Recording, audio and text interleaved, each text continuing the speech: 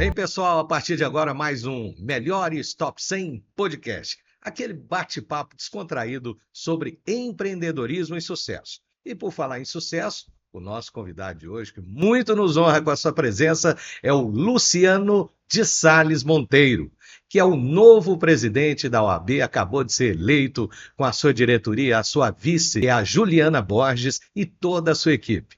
Eu chamei ele aqui porque foi uma campanha muito acirrada. Eu acho que na história da OAB não teve uma campanha tão acirrada quanto essa, né? Foi muito disputada e o doutor Luciano, com muito méritos, conseguiu ser eleito para esse novo triênio. Luciano, prazer ter você aqui, meu grande amigo Luciano, né, Luciano? É isso. E eu queria te parabenizar, começar te parabenizando pela campanha, que foi uma campanha muito forte, né? Muita correria, visitando todos os escritórios de advocacia, né? E se não corre atrás, não conseguiria ser eleito, porque uma diferença de 300 votos, não foi isso? Aproximadamente 300 e poucos votos, Guilherme, 310.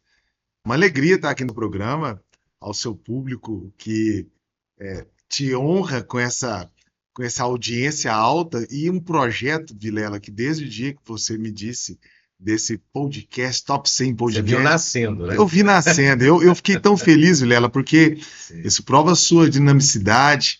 Você é uma pessoa que tem bons contatos, mas não só, Vilela, você é sempre muito agradável, muito gentil com as pessoas. E eu posso experimentar isso no meu dia a dia, a gente se relaciona muito, temos amigos em comum. E muito obrigado pela felicitação, né? A mim, a nossa diretoria, ao nosso conselho, também ao conselho eleito em Belo Horizonte, a Ângela também, daqui a pouco a gente fala sobre isso, eleita lá na Caixa em Belo Horizonte. Realmente, Vilela, foi uma campanha que nós nos propomos a bater a perna, como diz aí na linguagem, gastar a sola de sapato, visitar advogados, um processo de escuta ativa, onde que a gente formatou a nossa proposta, a maioria das nossas propostas, a partir dessa escuta ativa, daquilo que também vinha no coração das pessoas que estão na nossa chapa, do meu coração, enquanto aquele que pretendia, né, chegar a esse cargo de presidente da OAB. Então foi uma campanha realmente assim que nos honrou muito. Conversava com dois colegas agora um pouco mais cedo, e todos nós muito orgulhosos dessa campanha que nós fizemos. E como foi que surgiu esse desejo, esse desafio de se tornar presidente da OAB de Berlândia? Então, Vilela, é uma história, né? Eu tenho uma história na instituição, eu digo e tenho dito isso, é uma história que eu me orgulho muito dentro da instituição. Eu comecei lá nos anos 2007, 2006, né? Numa comissão lá em Belo Horizonte, prestando um serviço, depois prestei o trabalho aqui na instituição como conselheiro subseccional 2 vezes, depois fui 2 vezes vice-presidente nessa casa. Atualmente estou conselheiro seccional em Belo Horizonte e é um processo de amadurecimento, mas eu digo que a vida vai nos trazendo desafios e situações que a gente é impelido a pensar se a gente ainda pode dar uma contribuição a mais para a instituição. E o meu processo foi um processo muito de maturidade institucional, maturidade pessoal. E a partir do ano passado, ali em agosto, eu, pensando e repensando a minha pertença à instituição, resolvi fazer um processo de discernimento, de amadurecimento. E em fevereiro desse ano eu me posicionei como pré-candidato. E a partir de então eu fiz o trabalho de ir aos colegas advogados, para não saber se não eram uma situação apenas de tão somente de uma vontade, mas se tinha respaldo também na advocacia de Berlândia. E nesse processo de amadurecimento, nós viemos até o momento da inscrição da chapa, configuramos uma chapa que ela é muito interessante, a gente fala disso daqui a pouco.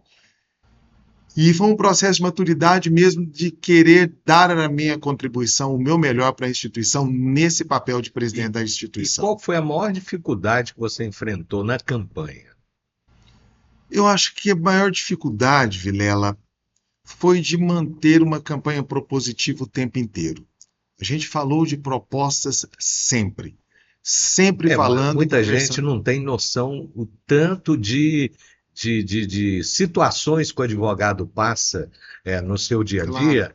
e ele tem essa necessidade do apoio da entidade. Claro, a instituição, ela tem uma finalidade, Vilela, isso é muito importante, porque isso nos diferencia de outros órgãos, chamados órgãos de classe. A OAB, ela tem por finalidade, em primeiro momento, a defesa da Constituição e também do Estado Democrático de Direito. Isso é a finalidade da OAB.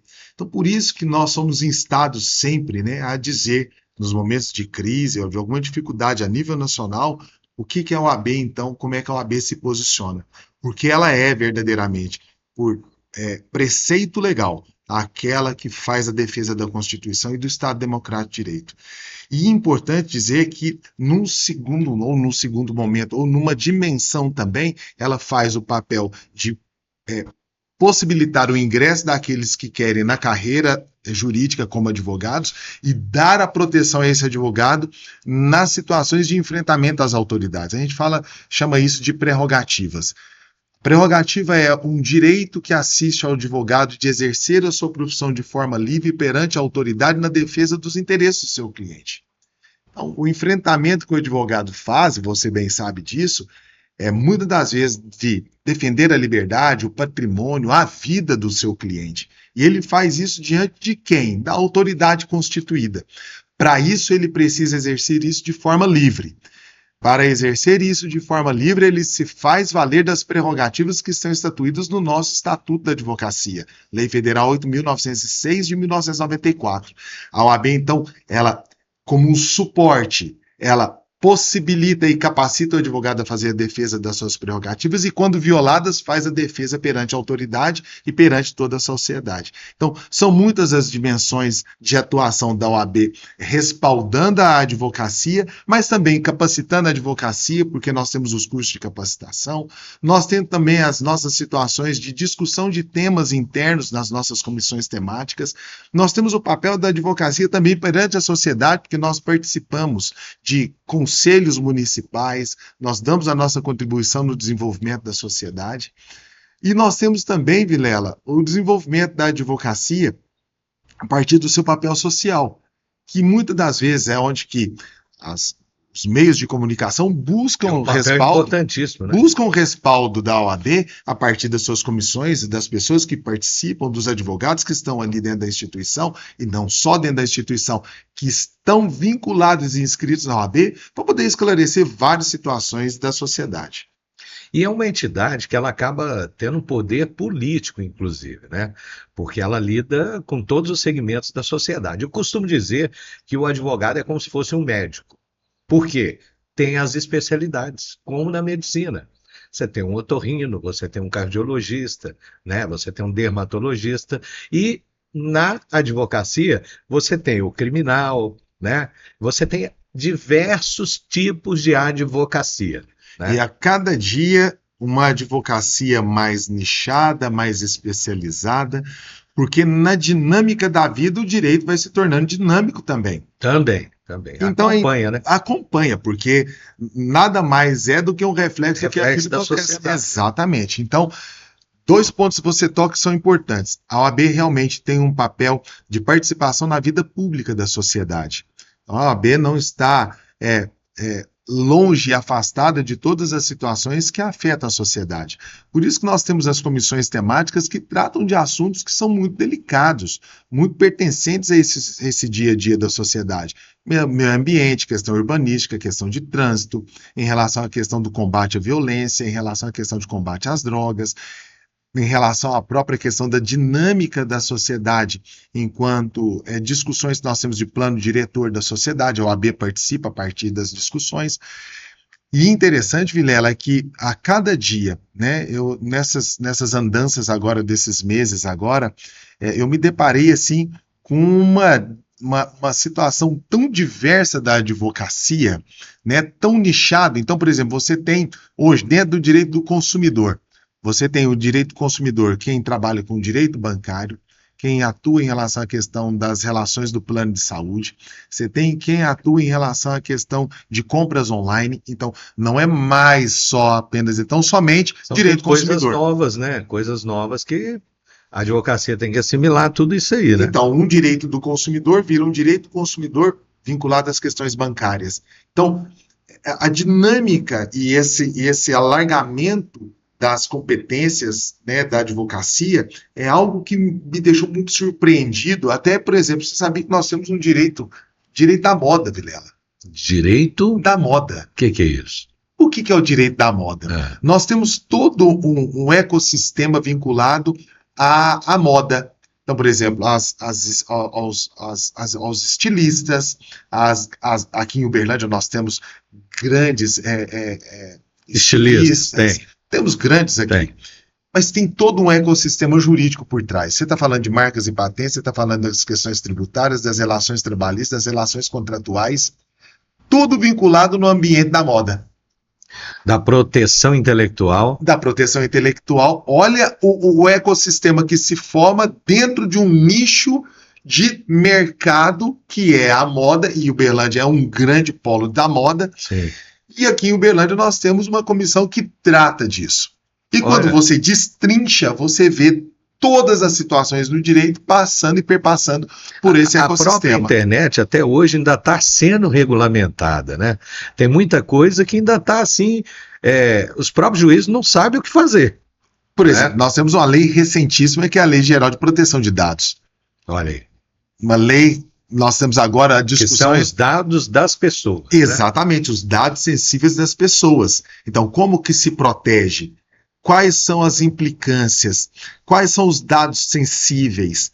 Quais são as eventuais punições para quem não protege os dados dos seus clientes ou das pessoas que deixa vazar, né? É isso aí. Então, fala que deixa vazar. Muita gente vende esses dados, né?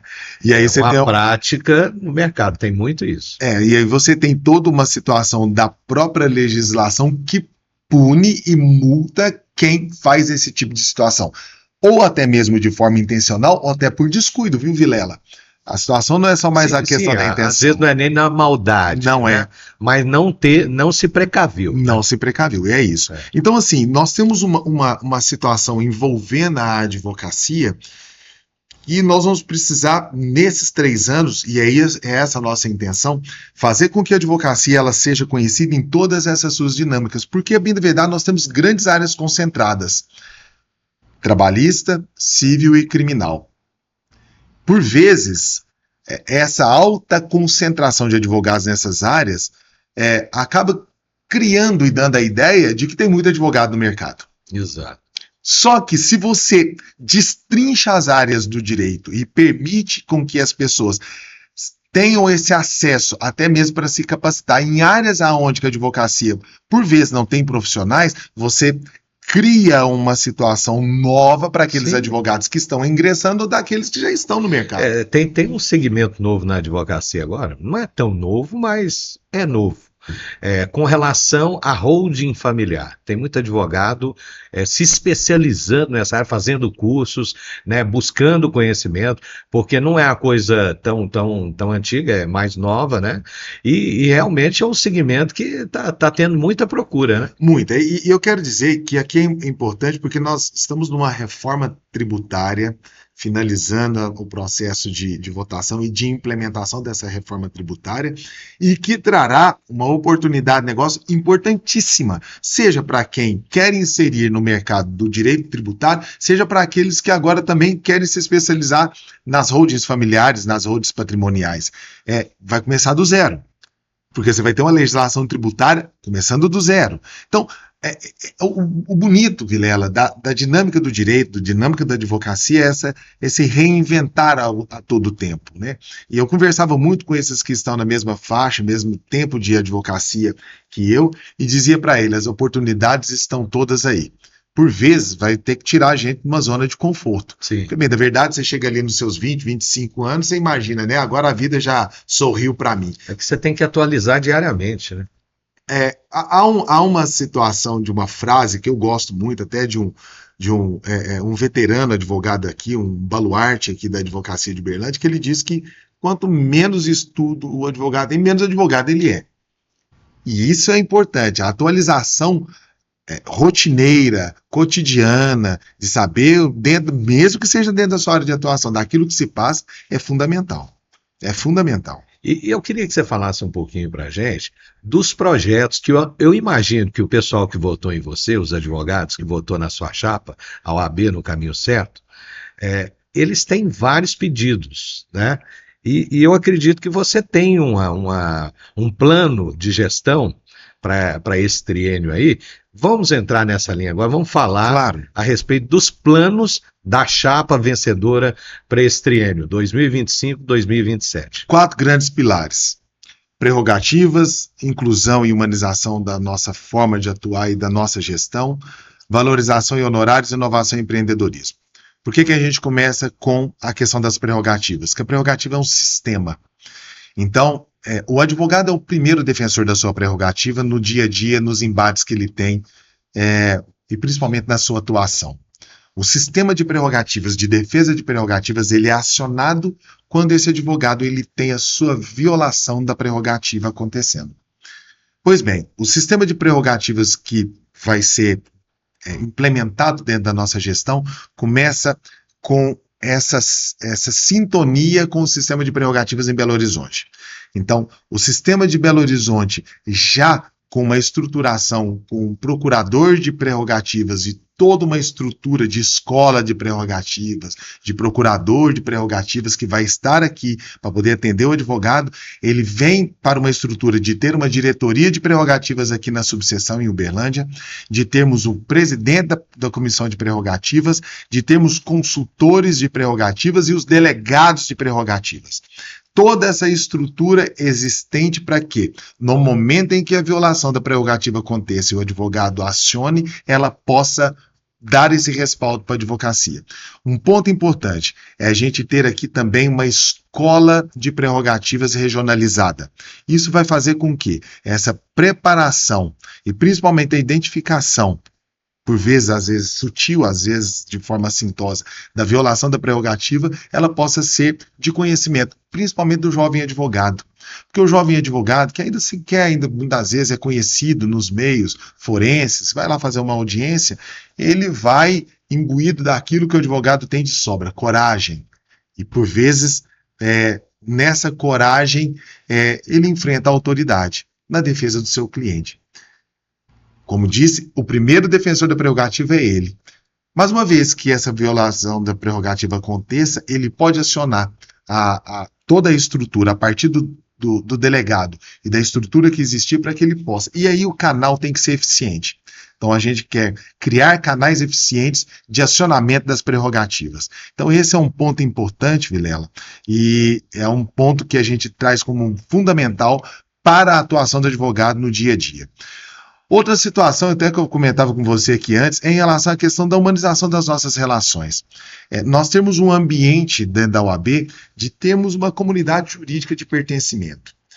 E aí então um projeto que nos é muito especial, que veio até mesmo de uma jovem advogada, a doutora Flávia, que nos apresentou esse projeto e nós fizemos questão de atender. Eu dizia em todas as visitas que esse plano, esse projeto, ele não vai atingir toda a advocacia, mas ele é de uma sensibilidade tamanha que quando a gente falava em todas as nossas reuniões com os advogados o que era esse projeto, as pessoas diziam, isso tem sentido. Por exemplo, dentro das nossas estruturas, da nossa sede, das nossas salas de atendimento, nós não temos espaço kids para poder atender a mãe advogado, o pai advogado, que por vezes vai fazer uma diligência, uma audiência, ou mesmo vai fazer um curso dentro da nossa casa e não tem um espaço para deixar o seu filho ali, que seja por 1 hora, 2. Ter um espaço desse é humanizar as nossas relações. Então esse é um projeto, Guilherme, que eu não vou atingir os 7.500 advogados de Uberlândia. Mas se eu atingir os 50, 60 advogados, advogadas que tem nessa dimensão, eu tenho certeza que ele cria uma situação de acolhimento da advocacia como um todo. Em relação à questão da valorização dos honorários, a gente fala de formação. E formação de advogado passa por capacitação. Não só do advogado que já está na militância, mas do jovem advogado. Nosso olhar para o jovem advogado é que nenhum deles tem a sensação de que está sozinho. E isso vai ser uma tônica do início ao final da nossa gestão. Nenhum jovem advogado que inicia sua profissão, inicia sua atuação, terá de que esteja sozinho. E o advogado ele é cobrado desde o início. Desde o início, tem a cobrança da família, Vilela. E aí, quantos clientes? E aí, então, como é que está a advocacia?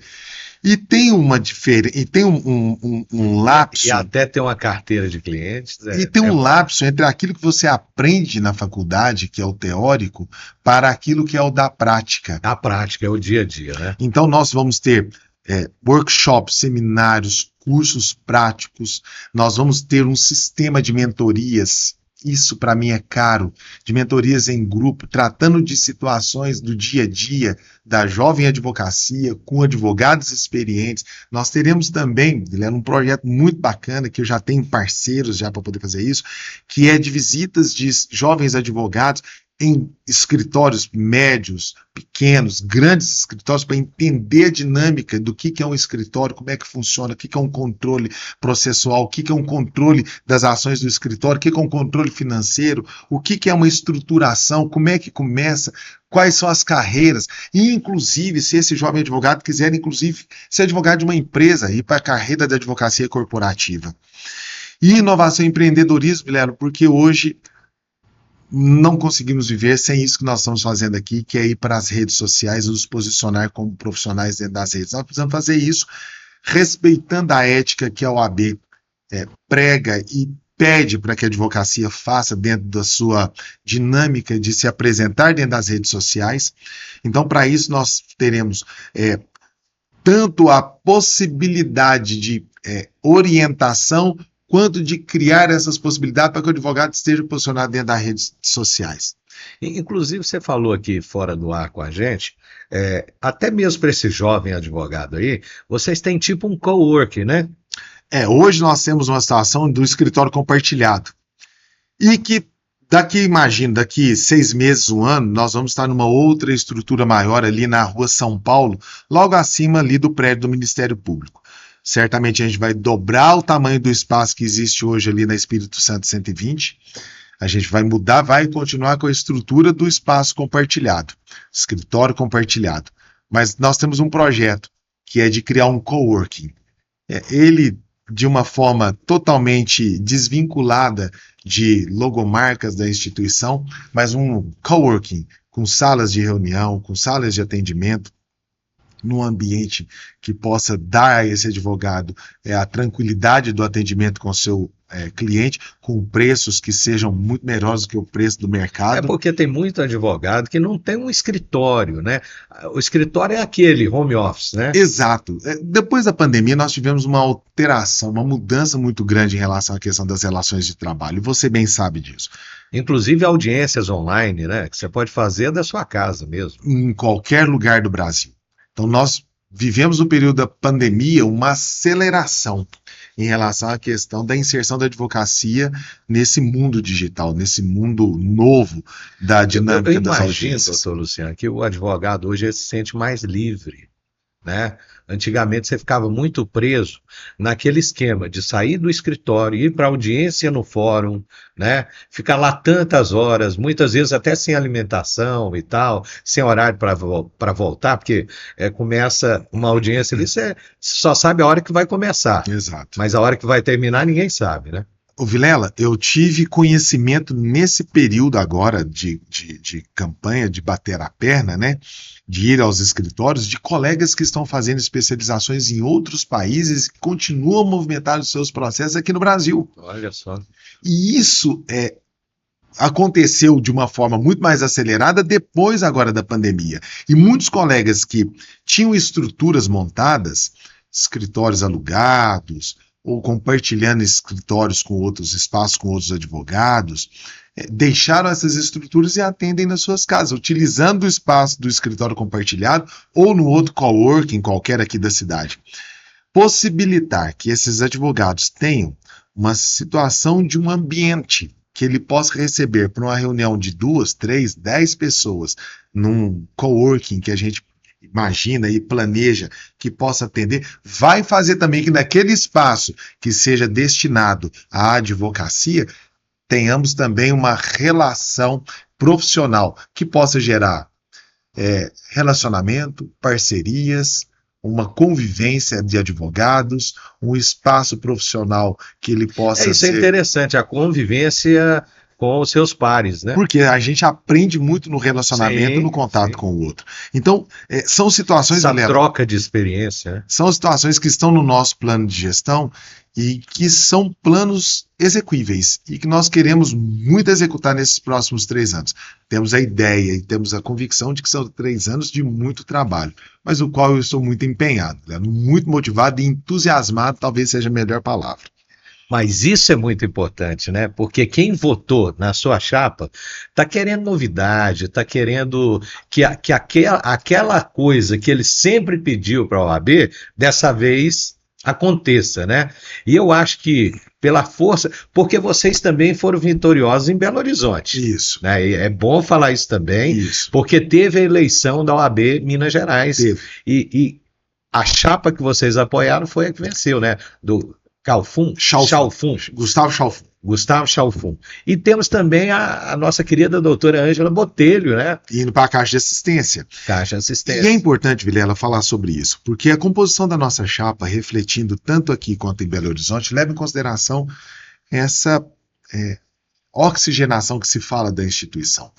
Da nossa chapa, todos os membros de diretoria, a minha exceção que já passei por 2 vezes na diretoria, mas todos os outros ou estão indo para a sua primeira experiência na gestão, naquele cargo, ou para a sua segunda.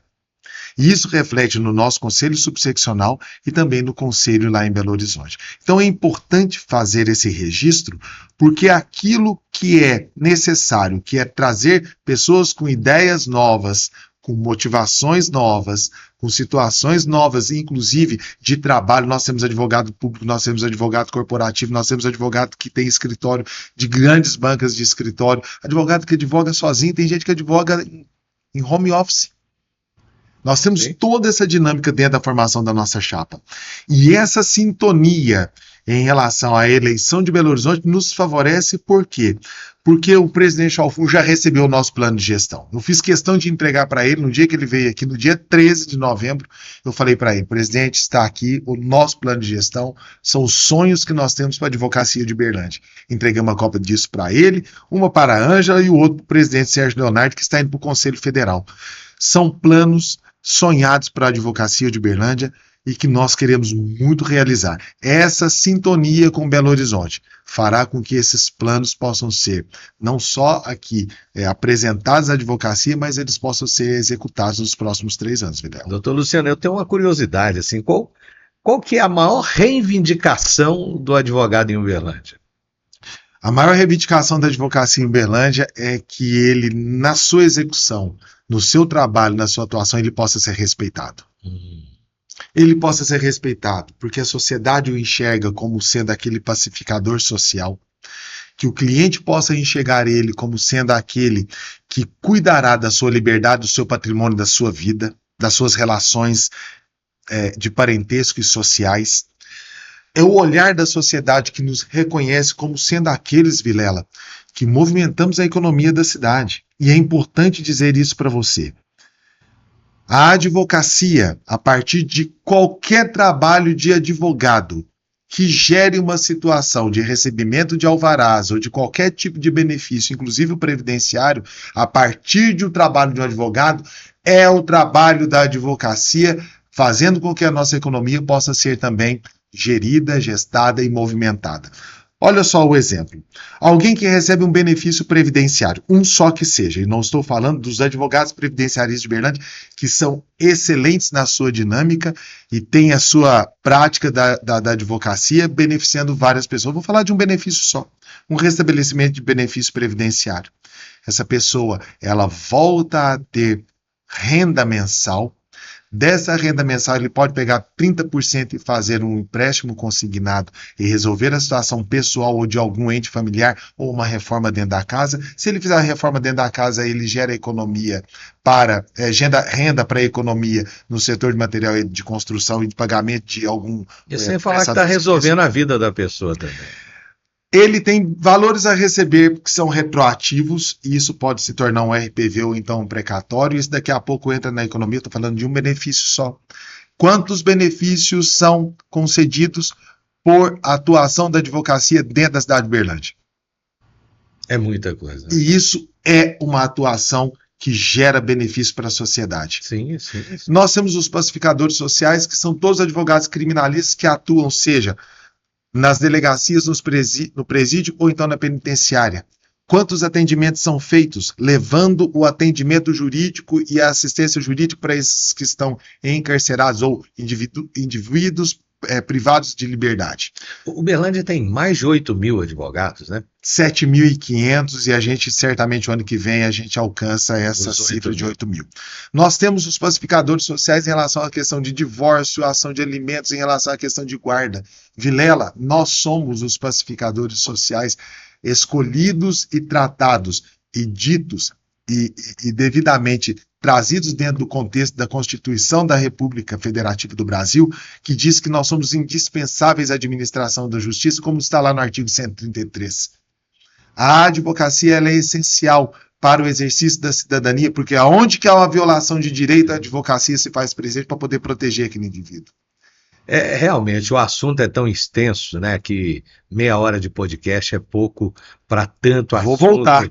Vamos marcar uma nova data aí para a gente tratar de novos assuntos e já tratar dos projetos colocados em prática, né? Então, ano que vem, com certeza, nós temos que marcar um novo podcast aí para a gente colocar em dia. E eu quero abrir agora esse espaço para a gente encerrar e abrir para você agradecer aqueles que te apoiaram, aqueles que estiveram ao seu lado, né? Fique à vontade. Eu quero agradecer a toda a advocacia de Uberlândia, os 1.705 votos que fizeram com que a chapa OAB no caminho certo fosse vitoriosa nessas eleições da nossa OAB Uberlândia. Quero agradecer a todos os votos também concedidos à chapa OAB no caminho certo em Belo Horizonte, que fez com que nós tenhamos o primeiro presidente da OAB de Minas, Vilela, oriundo numa advocacia do interior. Gustavo Chalfun é advogado de Varginha, foi presidente da OAB de Varginha. Então nós temos alguém que é sensível à realidade das OABs nas subseções, e Gustavo Chalfun tem certeza fará uma belíssima trajetória dentro da nossa instituição. Agradecer também porque esses votos fizeram com que a nossa querida Ângela Botelho pudesse ser a primeira presidente mulher da Caixa de Assistência da Advocacia de Minas Gerais. Agradecer porque nós guindamos, levamos ao Conselho Federal o nosso presidente Sérgio Leonardo, que, tenho certeza, será a voz da coragem dentro do Conselho Federal. Agradecer a toda a advocacia que votou nesse pleito das nossas eleições. Nós mostramos à nossa cidade o real sentido da democracia, de termos optado pelos nossos candidatos e votado numa eleição inédita que se deu também pelos meios digitais. E eu digo agora a toda a advocacia que quero e serei o advogado presidente da instituição, de todos os advogados e advogadas de Uberlândia. As eleições ficaram e agora somos todos nós, uma só advocacia uberlandense. E creiam-me, darei o meu melhor nos 3 anos que virão. Darei o meu melhor para que nós tenhamos uma instituição que possa ser inclusiva, participativa, que possa ser verdadeiramente uma comunidade jurídica de advogados e advogadas. Muitíssimo obrigado a todos vocês e muitíssimo obrigado a você, Vilela, pelo espaço. Obrigado, doutor Luciano Salles.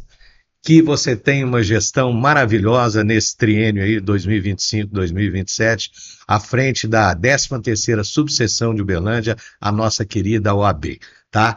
E vocês podem acompanhar esse podcast com o Dr. Luciano Salles, o novo presidente da OAB de Uberlândia, através do nosso canal no YouTube, que é o Melhores Top 100 Podcast, tá lá o nosso podcast inteirinho. E tem os cortes também, que todo mundo gosta de curtir um corte de podcast, que você vai acompanhar no nosso Instagram, que é o Melhores Top 100.